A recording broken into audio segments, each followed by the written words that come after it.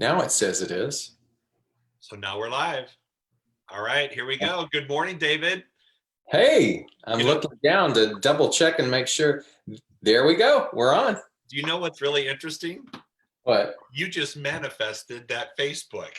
For those of you who are just, we normally don't do Facebook Live. We're normally on YouTube, but David wanted to do, he said, how can I get this shared on Facebook? I said, well, we don't do the Facebook thing. And next thing you know, boom, here we are on Facebook. How powerful. So when YouTube when YouTube and Zoom don't communicate, this is where we end up on Facebook. Now we're back. Here we are. So here you go. All right. So good morning, everybody. I know hey, my friend who I emulate with facial hair because I want to be just like you. Our IT guy, Jeff Harrison, he looks like he shaved all his off. I don't know what's going on there. He wanted to shave his off. But anyway, yeah, no, this is the Santa Claus look. Santa's in this year.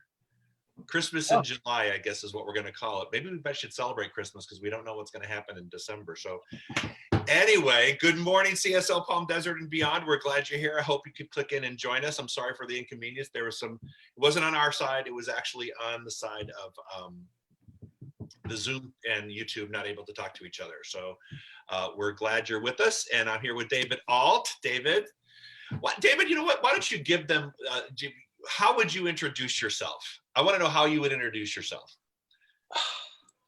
A chameleon. I know, loving, tender, gentle, sweet, love sunsets, long walks on the beach. So, outside of that, what else? Just a guy trying to figure it out.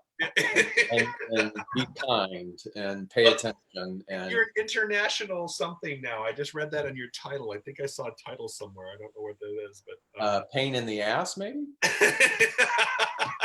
For some, I'm sure, but for some, I've done amazing work. So David and I are together today again. We've been he and I hop on every couple days or couple weeks or so. So again, David, thank you. I like the turn the table thing because a lot of times I'm the one asking questions, and this time I've been asking my guests to come up with some questions they want to ask me so we can discuss that. So I did that to David, and I asked David to come up with some things, and he did. So David, why don't you share with them something that you wanted to ask me today? Well, you provided that portal, and I always like to pay attention to the very first thing that lands. And the very first thing that landed was a phrase that we often use in our religious science philosophy, and that is proving the principle. We're always on the razor's edge of being a little dangerous in bumper sticker wisdom and just platitude, but sometimes things pull me in and take me on a journey, a forever journey that doesn't have any end on what does this mean? What does this mean? What does this mean? And the first time I heard prove the principle really stuck with me. And I was speaking to you before we were trying to get all this going on that I remember at a convention several years ago, James Rouse was talking, and he said, people would rather see a sermon than hear one. And I remember getting goosebumps with that. And I went, that's my language. That's my motto. That is the aspiration that I want to strive for. I want to be a laboratory of an example of what it looks like to prove the principle. So what that excludes is not having everyone's approval, not doing it perfect, literally living in this constant state of transparency, of trying to first determine what is the principle by means of me, what is my understanding of that. And to me, the principle in the best clear layman's term is that you and I create nothing, that it's already there. It's already created. It is the all. It is boundless, formless, timeless, and what we have the opportunity to do is go fly fishing. It's like cast a line into the all, and we do that consciously and unconsciously, and whatever it is that we're catching, we're bringing in. And so how do you prove that? Well, you have to get, I speak for myself, I have to get really clear on what my fears are, on what my bias is, on what my comfortability is, and to continue to push that. I think one of the things I have to look at when I talk about proving the principle is there are times when I'm feeling like, okay, where's the answer? What's the answer? Is there an answer out there? And I start going into that cycle, right? And I forget to remember that if I look back, it's always worked. It's always unfolded. In fact, it's always unfolded in a way that, it's kind of like this. You don't remember your toenail until you clip it too close, right? And then Yeah. you remember it every time you move, and there is just a miserable feeling. And then one day you wake up and mysteriously, suddenly it's gone. And for a moment, when you first put your foot on the floor, you go, oh, here it goes. And you're like, oh, back to normal again, and off you go. And we just forget about it, right? I love your analogies. I just love them. You got to keep it real, man. Yeah, yeah, But it's true. You forget to remember. And then yeah. so then you look at your life as it unfolds, and you know drama and trauma and all kinds of chaos and all kinds of things happen, and when we're in it, the swelling hurts and it feels bad, and then suddenly it resolves itself, and we just kind of go on to the next thing, and we forget to remember that in those cases the universe did work it out. It did heal itself. It did. you know it eventually came to pass that goodness revealed itself. But many times we forget to remember that. So when I talk about proving the principle, many times I have to say, okay, look, I need you to go backwards, because we look in the rearview mirror just for a minute and see where this has happened. Hmm. And so if you're panicked about a situation today, then proving the principle means I have faith in, I look back and I go, well, if it worked there, why do I think this is going to be God's great exception? Why do I think this is going to be the big exception to the rule? What would make me feel that way? Why do I feel helpless or hopeless around the situation? Why can't I remember that principle's always working? Now, the problem is, as soon as I start playing in that field of I don't think it's working, then of course it works by not working. But really, we have to dismantle that.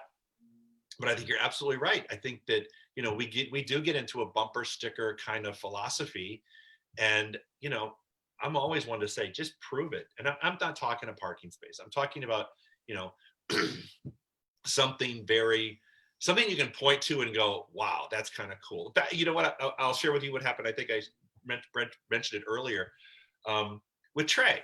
Trey's flying today, and Trey is probably flying what will be his last trip for a very long time, because Alaska Airlines is offering all sorts of leaves so that people aren't getting furloughed, and he's probably going to exercise that. Well, through our entire 30 years of being in a relationship, he's always said, all I've ever wanted to do is have a 2-day New York layover.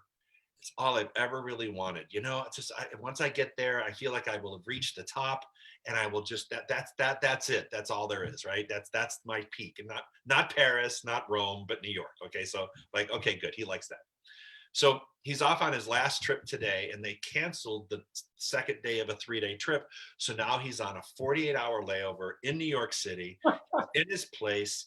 And this will be probably effectively, it could be his very last trip into retirement. And I said, and we were laughing about it yesterday. I said, isn't it funny? Because that's what you put into the universe so very long ago, that's all you ever wanted to have, was that 48-hour overnight. Now, I guess you should have been more specific that it wasn't during COVID and during lock-in and shelter in place and, the riots and everything, so that you could actually go down and go to a show. But okay, I guess we have to be a little bit more specific next time. But just the mere fact that it kind of worked out that this may be his last career flight. And he also wanted to fly with Carly, which happened last week. So, and now if Carly would have waited one more week, he wouldn't be on that flight tomorrow, or on Wednesday. So that, it worked that was like his last, West Coast flight that she was on. And now this is his last cross country. So of course, then we go, is this a sign that we're retiring? Is this the sign? You know, we're looking at it that way. But it's like proving the principle, recognizing that when you've said something and something manifests, you go, okay, wait a minute, I did want that. I did look for this. And I Mhm. like that idea.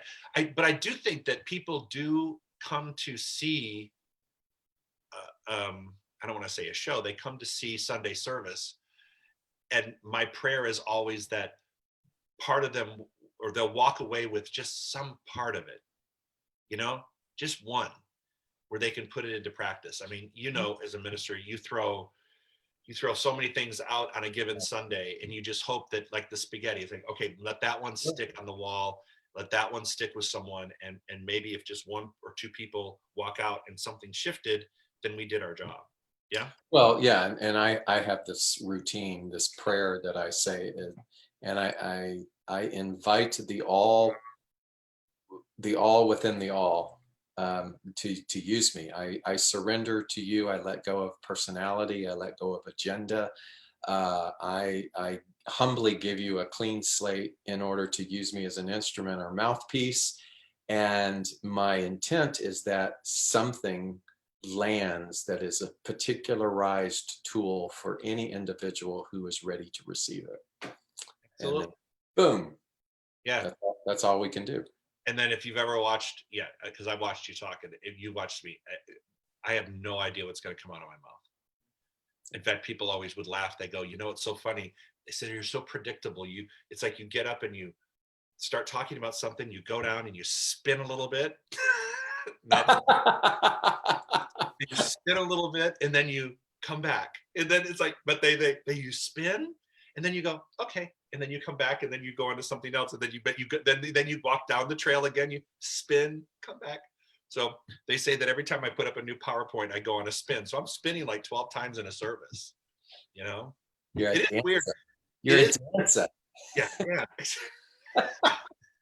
But it is weird not having a center right now to go to and not have that interaction. It's so it is very strange. Yeah.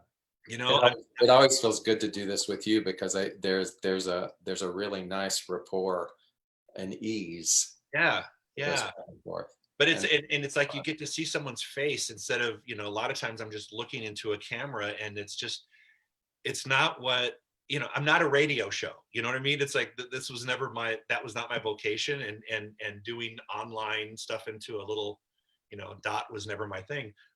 But it's manifesting in ways that, you know, at least we're continuing to get our message out. But when it comes to demonstrating, when it comes back to our point here, I wonder if we would be really interesting to see what the intention is right now, right now in the history of what's going on in the world. By the way, I want to thank you for, you know, I forget, somehow you turned me on to Jafan. I yeah, don't remember if I don't remember that, but how that came to pass. But I want to thank you because he is, I don't know if you've been able to log in, but man, we have had some really yeah. good conversations that, I mean, mind blowing When I look back on my ministry, one of the things I'm most proud of is him, and I don't mean him by taking credit for it, but I mean being conscious enough to give him a space to play. Yeah, There's just something about him, you know. He stood out to me. He used to sit on the front row every Sunday and take notes, copious notes, and then we would have these talks, and he would just leave me in awe. And I thought, oh my God, I'm like in the presence of another Gandhi or something. And it's yeah. just, hey, you go. And I think that in this time in history, like I was saying, what is the intention now? I mean, because we see the, you know, the swell of the COVID numbers going back up again, and the pushback to say we're going to stay open again, and you see the, you know, the consistent protests, which I'm so excited to see that that's not cooling down. There's still that energy around it.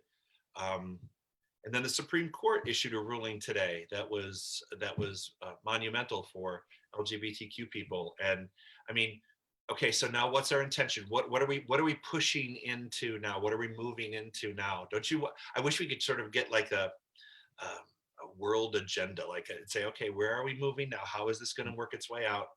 And but then I have to go, and if I look in the back and look at the review mirror, I'm going, okay, in my life it's worked out. Now I'm feeling responsible to make sure that I can do what I can do to help others so that their lives can work out the way mine has without them being disadvantaged, which has been a real, and plus, and to allow people to express and experience life in their shelter in. We still have a lot of people who still haven't left their house, man.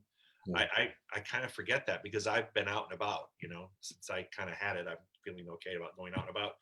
But yeah, there's a lot of people still in that place. Don't you wonder what's going to happen? Don't you just kind of go, all right, can't wait to see how the universe works that out? Yeah, at times, I keep revisiting proving the principle. It's not a one and done thing. There are so many different levels to it, right? So what I keep playing with is that as long as I am, as long as I hold on to an identity of David, or an identity of minister or gay man, or whatever that identity is, as long as I keep holding on to that identity with a tight grip, then the principle, and follow me here and make sure I'm clear, that principle, which is boundless energy, right, Okay. is restricted to my identity. Okay. You get that? So if I'm David with this particular heart malfunction, I have now created a boundary. Right. And that principle of limitless energy can only operate within that silhouette.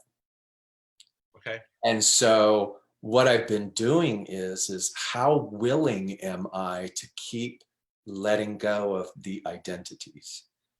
And it's in one of the ways, sort of in the Hindu tradition, is you stop striving to be somebody, which is completely counterintuitive to our Western culture. Yeah. Because we teach be somebody, but it's if it's a reversal, that I'm not striving to be somebody, I'm actually surrendering to nobodiness. Nobody, meaning I'm not confined to any identity. Then that silhouette that I've created drops, and more of the accessibility of that energy is available to me. Okay. And Let it's me, hard to wrap your head around. It's hard to wrap your head around when, again, Western society is all about branding and marketing and slickness and this and that, and and this certainly wouldn't be for everybody, but it's the sandbox that I'm playing in right now. It doesn't mean that I'm going to, abandon all social construction, but I'm really paying attention to how my ego wants to hold on to certain identities. And if I'm willing to let them go, that which is the principle, which is boundless energy, has more space to work with. okay. So I'm gonna agree up to a point, Okay. and here's where I'd like to take this. Right. Well, So you said in the sandbox, right? yeah. You mentioned the sandbox. So if you scoop up sand in your hand and you hold it really tight, it starts to come out of the sides, and you end up just getting. Then you open your hand, and half of it's gone. 3/4 of it is gone. And the tighter you squeeze, the more comes out, right? Mhm. So maybe what I would like to propose is that instead of that, we scoop the sand up and hold it like this, and the breeze and the wind of life will move it in and out, but there's always going to be some basis of me there, even though go in and constantly, I don't have to go like this. I can actually just Right. continue to scoop up more of what life has to offer, and then in this phase I'm scooping up this. But as it just sort of naturally makes its way in and out, there's still a base, though. There's still a base, because when people start when that reference is made on the nothingness part, um I'm not sure. I kind of, in my heart, I go, but I think that there is a somethingness to everyone that we have to recognize, because that's why we're here, to be that something, using that infinite spiritual stuff to create more of itself, to express itself by means of this somethingness.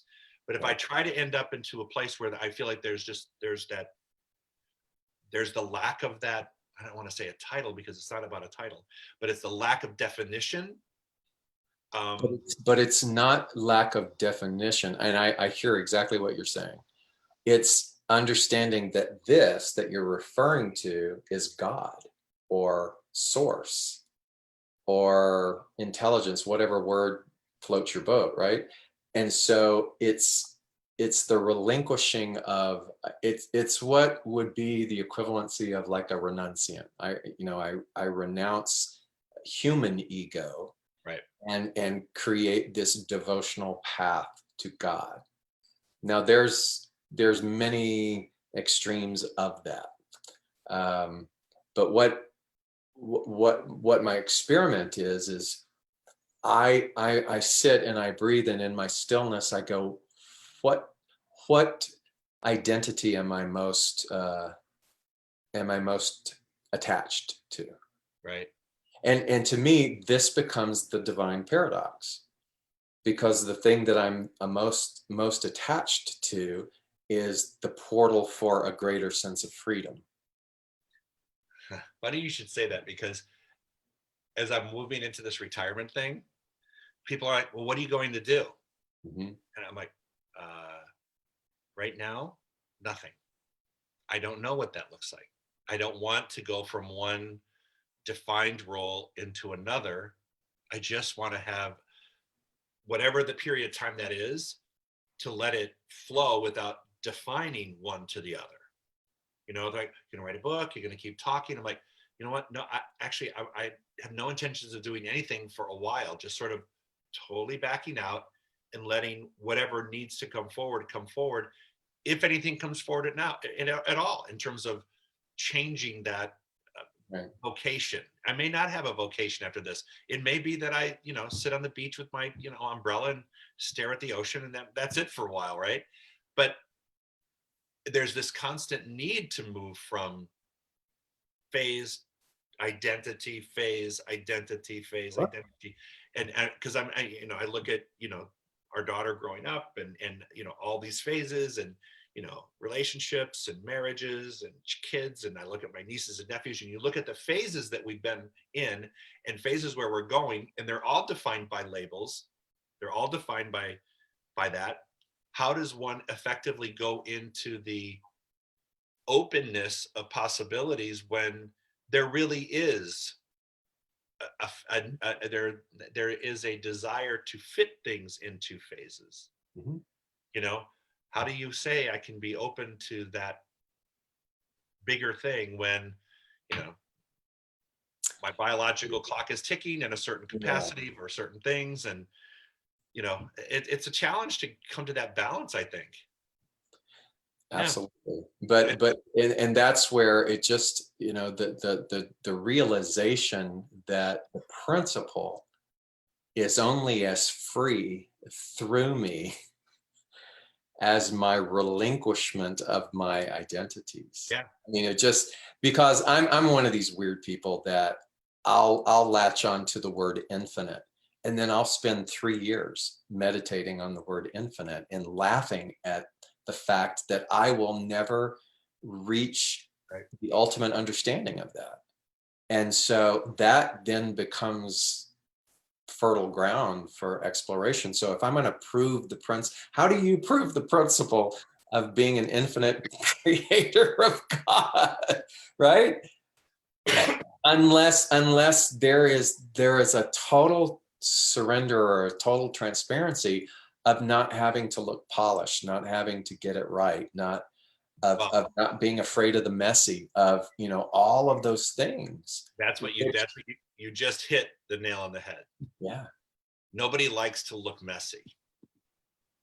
Nobody likes to have their life looked at and have people go, "Ooh, she's a mess, or he's a mess." Hot mess, but a mess. no one wants to be no one wants to have, and it's hard to live in the mess.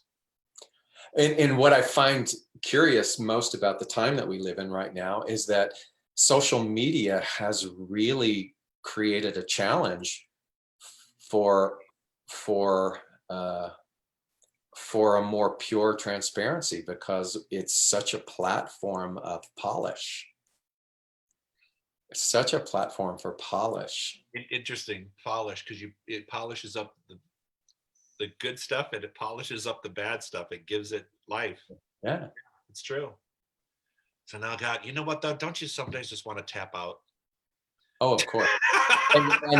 And there's nothing wrong with that. You know, when you understand the principle of rhythm, there's a and sometimes you just, man, you gotta pull a Jesus and go into the desert for 40 days or 40 years or 40 whatever. years. I was going to say, well, I've been in the desert 22. I've done half my time.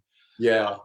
But no, I mean, sometimes it is. I was telling Trey over the weekend, we were talking. I just said, because the people were wanting to get into this philosophical question. And I just said, sometimes I just want to tap out and go, okay, you know what? No, I don't want to talk about that right now.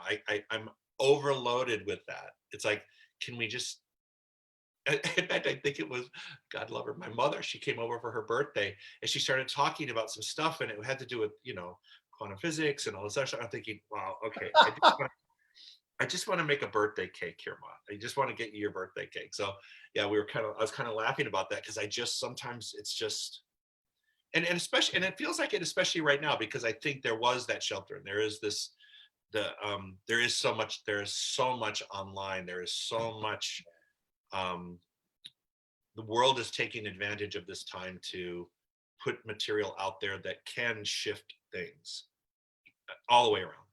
And it is our responsibility to monitor and establish that stillness. I mean, it really is. It is. Yeah. Interesting. Okay, a couple comments here. Oh, A guy trying to figure it out. Janet Spiegel said that. Hey, good morning, Dee Dee. Thank you. Don Varner. Now in Zen, the universe unfolds for us and gives us notes on what we should be doing. Lots of messages currently.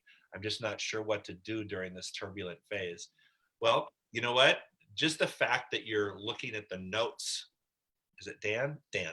Just the fact, Dan, that you're looking at the notes, that you see them, that you recognize them, because most people go through life and they don't see the who was it, who was the person that said life, it was somebody at Silomar said life leaves clues. Do you remember that talk? Someone said life leaves clues.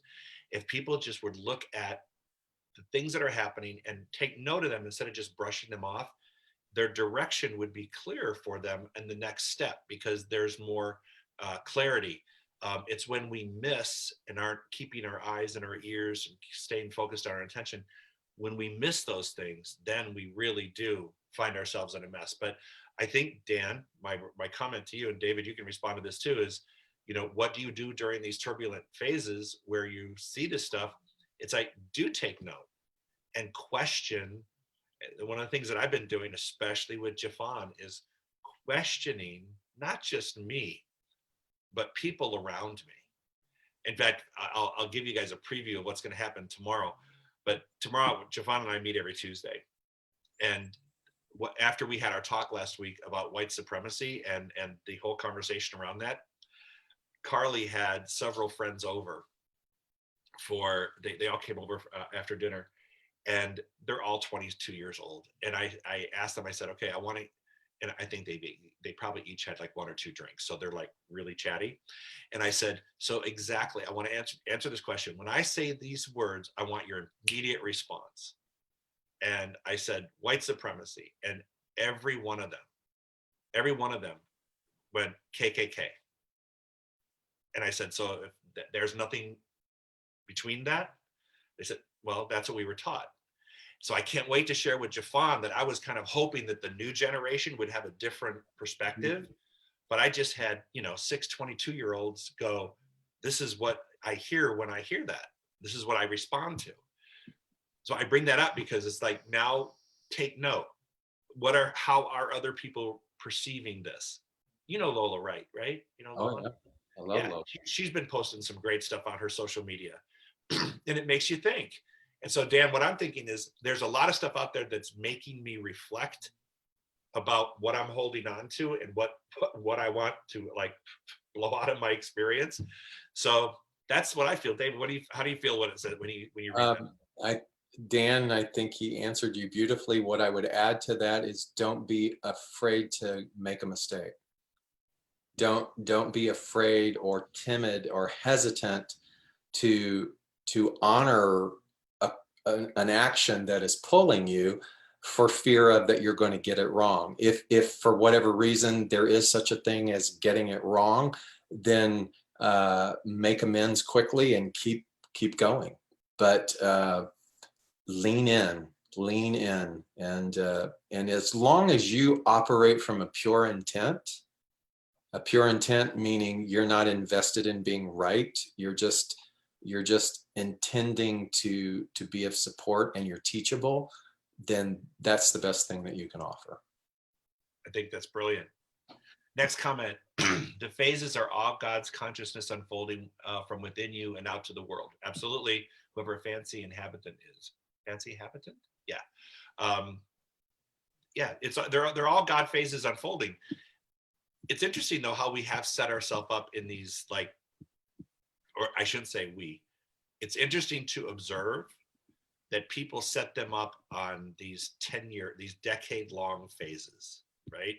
It's like in your Which 20s. is a silhouette, it's yeah, yeah. Exactly. 20s, 30s, 40s, 50s, 60s. I mean, and it's like you go on. And don't you remember? Oh my God. I remember when I was 20 something thinking that if you're 50, man, you just need to head off to Forest Lawn. Remember that? We're thinking that was old. And now that I'm 57, I'm like, I'm not old. I'm not old. Stop saying that. It's like so funny how your perception of old just keeps shifting the older you get, right? That little, I was going to say that little girl at the movie theater who says, "Oh, senior discount," and you're like, "I'm 40." Anyway. So David, I want to hear about what's going on with your school and everything that's happening over there. What's going on in that part of the world for you? That continues to be the mystery. Back in earlier in the spring, I had a really sweet invitation to be an adjunct professor at Emory University in the master's program of public health. And I was assigned a group of about 8 or 9 students. And it was a critical thinking class where they had to come up with they were given a problem and they had to come up with a really comprehensive holistic solution. And so the person who hired me was aware of my foundation, Kaleidoscope Child Foundation, and he said, use this as an opportunity, because whatever it is that they produce, you can then take to grant applications. And so I gave them the problem in India with the education of girls. Because in the slums of India and in these places that are not big cities, you have to understand culturally in India, they don't leave their families, particularly in villages and areas like that.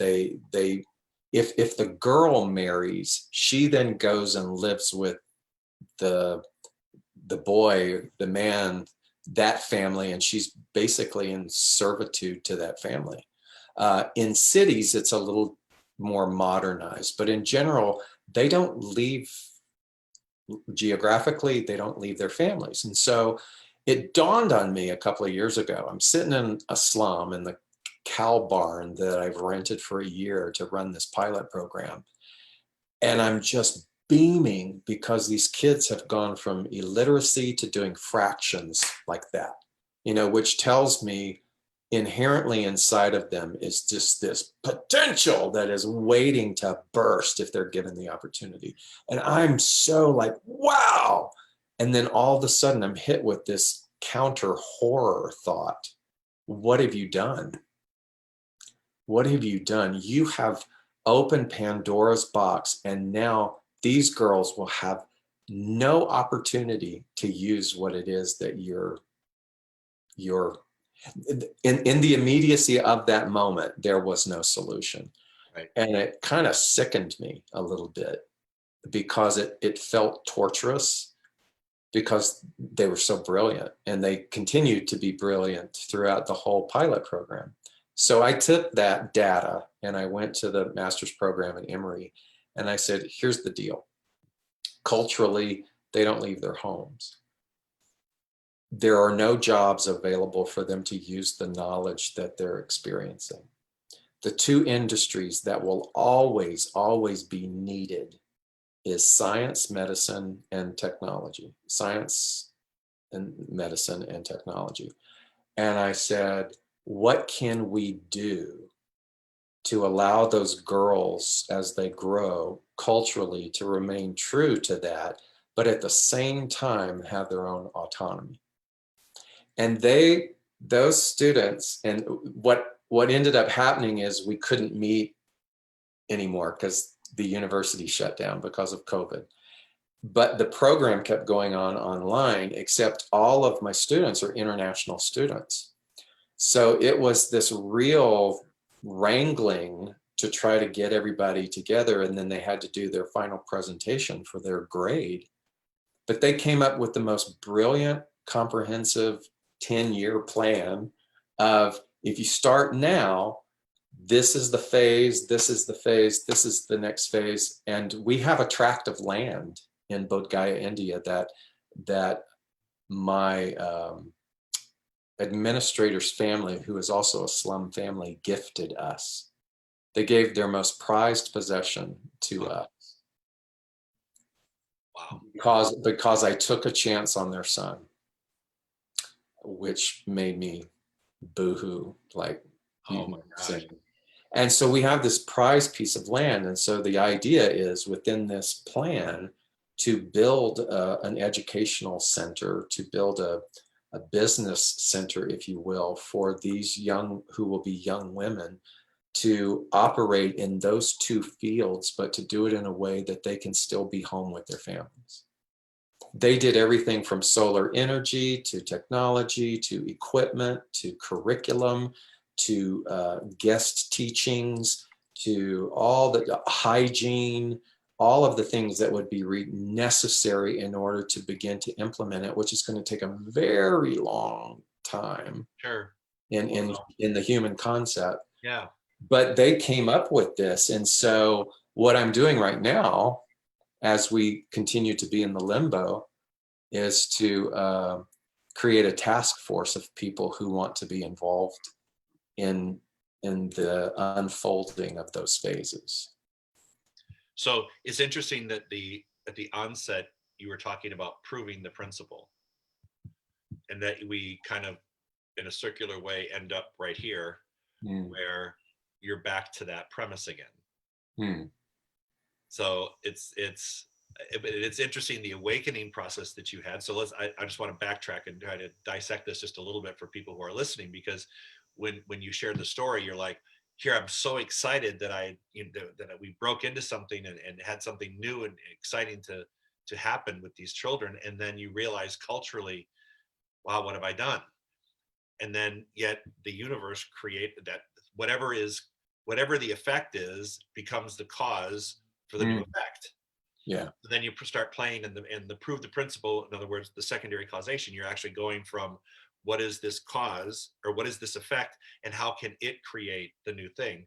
So it's interesting. And then you drew people in, the law of attraction. You drew people in to start discussing the matter, and then what came from it is another seed of cause that can be planted that will have that. So when we talk about proving the principle, just by going through this scenario, one can see, and I'm sure that there's deeper stories and connections with the actual participants within that Oh yeah.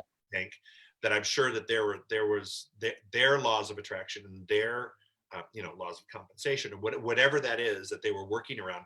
I'm sure that there was something within them that actually drew them into that experience in that group that lights them on fire as well, for another cause to become an effect. So when we talk about proving the principle, I mean, this is exactly what we're talking about. Taking a situation and being able to look at it and go, okay, this is where this is happening. You know, Mhm. this is just, and it's still a question mark for you.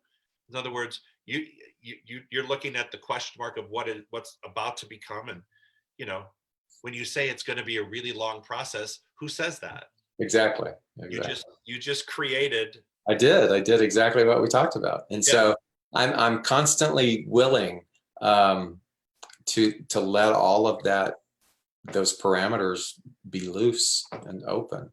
Yeah. It's the same, even just with the day-to-day logistics right now, because the schools are not open and the dates keep getting pushed back. And in Cambodia, it's the same thing. And so I have teacher meeting every week with my teachers in Cambodia. It's 12-hour difference. So, so I'm like, ugh. And so one of the things we came up with was, yes, there are many teaching platforms on YouTube out there, but there's not one that's specifically designed for our children so that they can see our teachers. And that's important. They Right. need to see their own Cambodian representation.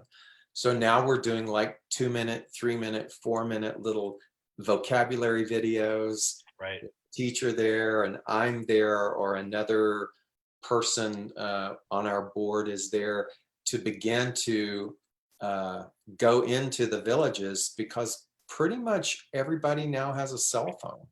Yeah. I mean, I just read somewhere where one business donated like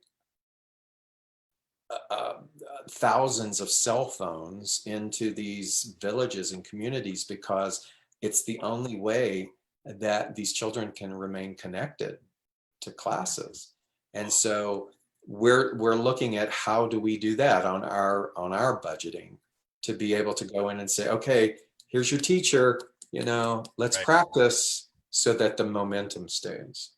Yeah. The world of challenges right now. But And yet and yet it's sparking an entirely brand new level of creativity.